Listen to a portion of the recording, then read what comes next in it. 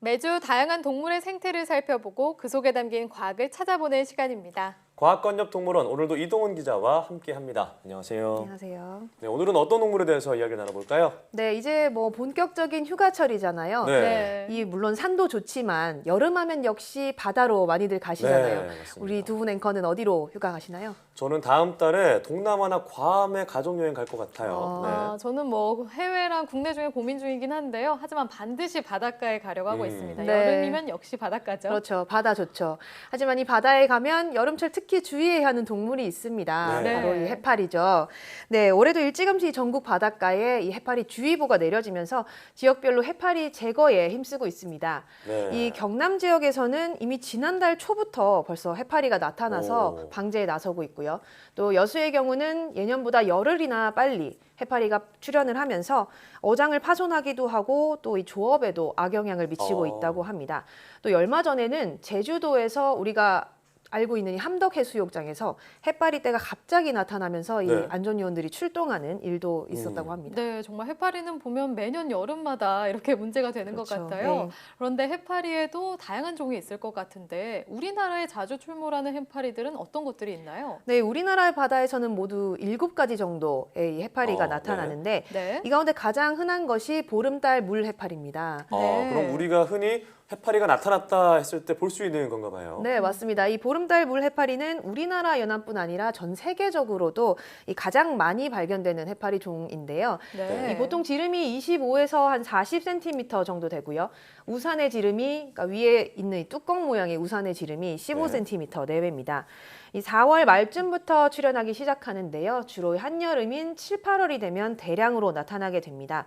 이 독특한 점은 이 보름달 물해파리가 밤에는 수심 10m 정도에서 때로 모여 있다가 낮이 네. 되면 2m 깊이의 표층에서 주로 발견이 된다는 겁니다. 역시 낮에 조심해야겠네요. 네, 그렇죠. 그런데 아까 말씀하신 게 우산의 지름이 15cm. 네. 생각보다 크기가 작은데요? 네, 혹시 이보다 좀 더 큰 해파리를 보셨다거나 생각을 하셨다면 네. 아마도 이 노무라 잎깃 해파리일 확률이 높습니다. 네. 역시 자주 볼 수 있는 해파리 종인데요. 다 자라면 지름이 1m에 달하고요. 무게도 200kg을 넘기도 합니다. 오. 또 이 해파리 가운데서는 독성이 강한 편인데요. 사람의 생명을 위협할 정도로 뭐 치명적이지는 않다 이렇게 알려져 있지만 네. 특수의 독을 이용해서 어린 물고기나 새우 같은 작은 물속 생물을 사냥을 하기도 합니다. 네. 화면 보니까 정말 크네요. 네, 저는 그렇죠. 이렇게 큰 거는 본 적이 없는 것 네. 같은데 근데 해파리 하면은 투명하면서도 유연하고 또 움직임을 가져가는 게 좀 신기한 것 같아요. 네, 그렇죠. 이 해파리의 몸이 94에서 한 98% 가까이가 물로 이루어져 있습니다. 네. 또 이 세포층 사이에는 젤리와 같은 물질이 차 있어서 몸체를 지탱하는 일종의 골격 역할을 하게 되는데요. 이 물질 때문에 물속에서도 부력을 유지할 수 있게 됩니다. 이 헤엄칠 때도 이 날갯짓을 하듯이 마치 네. 움직이잖아요. 해파리는 근육의 수축을 이용해서 물을 아래쪽으로 한 번에 밀어내고요. 그 반동으로 이동을 하게 됩니다. 그런데 이런 힘으로는 사실 좀 움직임에 제약이 있기 때문에 대부분 조류의 흐름에 이렇게 의존을 해서 둥둥 떠다니는 식으로 움직이게 되는데요. 그래서 해파리를 동물성 플랑크톤이다 이렇게 분류하고 있습니다. 아, 그럼 해파리가 동물이 아니라 동물성 플랑크톤이라는 그렇죠. 네. 건데 이렇게 큰 플랑크톤이 있다니까 놀라운데요. 그래서 바닷가에 말씀하신 것처럼 둥둥 떠다니는 것처럼 헤엄친다고 해야 될까요? 맞습니다. 그런가 봐요. 네, 실제로 이 운동력이 너무 약하고요. 또 네. 수동적이기 때문에 이 해파리 이동 방식이 사실은 사람에게도 좀 영향을 미치는 면이 있습니다. 네. 그럼 해파리가 이동하는 것이 자기 의지가 아니라는 건가요? 그렇죠. 네. 이 자기 의지대로 마음껏 헤엄치지 않기 때문에 사람이 나타나면 피할 수가 없는 거죠. 네. 그리고 이 운동 능력이 부족하다 보니까 이 가던 방향을 갑자기 바꾸거나 뭐 속도를 조절하는 것도 좀 힘들다고 합니다. 네. 그러니까 이 조류가 흐르는 대로 이동을 하다가 앞에 장애물이 나타나면 본능적으로 이 촉수를 휘두르게 되는데요. 네. 사람이 있으면 피할 틈 없이 이렇게 무조건 공격을 하게 되는 네. 거죠. 아, 그렇다면 일단 마주치지 않도록 하는 게 가장 네, 중요할 맞습니다. 것 같은데요. 그래도 항상 이 쏘이는 사고들이 발생을 하는데 그렇죠. 만약에 쏘이게 되면 어떻게 대처해야 될까요? 네, 우선은 해파리에 쏘인 부위는 바닷물이 아닌 뭐 식염수로 세척을 해야 하고요. 네. 뭐 알코올이라든가 이 수돗물을 쓰면은 안 된다고 합니다. 이 민물과의 삼투압 차이 때문에 독이 있는 세포기관인 자포가 터지면서 온몸에 독성이 퍼질 수 있습니다. 또 이 식초를 쓰시는 분들이 있는데요. 이 식초 역시 종에 따라서는 이 독이 더 활성화되는 경우가 있어서 주의를 해야 하고요. 네. 또 이 먼저 핀셋이나 플라스틱 신용카드로 마치 벌침을 빼듯이 네. 이 남아있는 그 촉수의 부위를 떼낸 다음에 냉찜질을 해주는 것이 통증을 가라앉히는 데는 좋다고 합니다. 그렇습니다. 이런 방법도 있겠지만 예방하는 게 중요할 것 같아요. 네. 자주 출몰하는 곳은 가지 않는 게 중요할 것 같고, 그런데 해파리를 없애는 것이 어떻게 또 방법이 될 수 있는 건가요? 네, 이 최근에는 해파리의 이 폴립을 제거하는 방법을 많이 쓰고 있는데요. 네. 이 폴립이라는 것은 쉽게 말해서 해파리의 알주머니라고 볼 수 있습니다. 네. 이 폴립 하나에서 해파리가 한 5천 마리까지 증식을 하기 때문에 순식간에 개체가 늘어나게 되는데요. 보통 이 바닥이나 벽 같은 곳에 이렇게 해파리가 폴립을 남기게 됩니다. 그래서 이 최근에는 정부 차원에서도 이 폴립을 제거를 해서 네. 해파리 증식을 막자 이렇게 사업이 여러 곳에서 네. 추진되고 있습니다. 지금 저게 제거하고 있는 화면인가요? 네, 맞습니다. 네, 번식력까지 강하다고 하니까 역시 바닷가의 불청객이다 이런 네. 생각이 드는데요. 그럼 혹시 정말 우리에게 도움을 주는 면은 없을까요?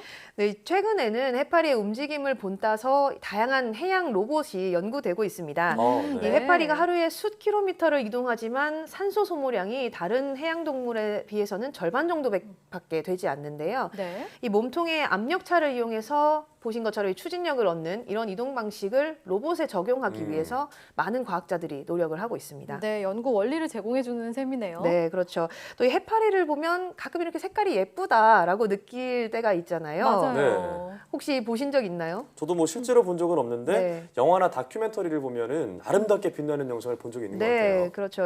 우선 제가 그래서 영상을 하나 준비했는데요. 네. 함께 보시겠습니다, 먼저. 네, 지금 오, 깊은 바다인 것 와, 같은데. 이게 그렇죠. 해파리인가요? 네, 멀리서 지금 다가오고 있는 저 모습이 바로 해양에서 발견된 해파리인데요. 네, 정말. 멕시코 바다입니다. 이 이름이 할리트레페스 마시 젤리라는 네. 해파리인데요.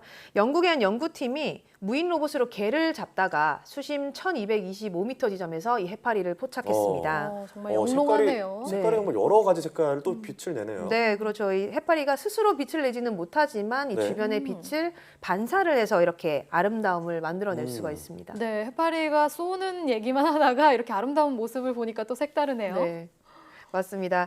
이 때문에 이 굉장히 불청객이다라고만 알려지지만 이 해파리들을 모아서 전시를 하기도 합니다. 그래서 네. 최근에는 국내에 있는 아쿠아리움에서도 이런 특별 전시라던가 해파리가 모여 있는 해파리관들을 볼 수 있고요. 네. 또 이 중국 같은 경우는 세계 최대의 해파리 전시를 열기도 한다고 하니까 뭐 여름에 더우실 때 아쿠아리움을 찾아서 해파리를 그냥 구경을 한번 해보시는 것도 좋을 것 같습니다. 네, 네. 그렇습니다. 아무래도 바다에 들어가면 가장 걱정되는 것이 해파리가 있느냐 없느냐가 여부였는데 오늘 해파리에 대한 새로운 사실도 좀 알게 된 것 같아요. 그러니까 네. 사람 곁에 오고 싶어서 온 게 아니라 자기 의지가 아니라는 것 또한 알게 됐고요. 네, 그리고 색깔이 정말 예쁘다는 사실도 새삼 깨닫게 됐는데요. 네. 그래도 바닷가에서 쉬실 때 만나지 않도록 조심하는 게 좋겠죠.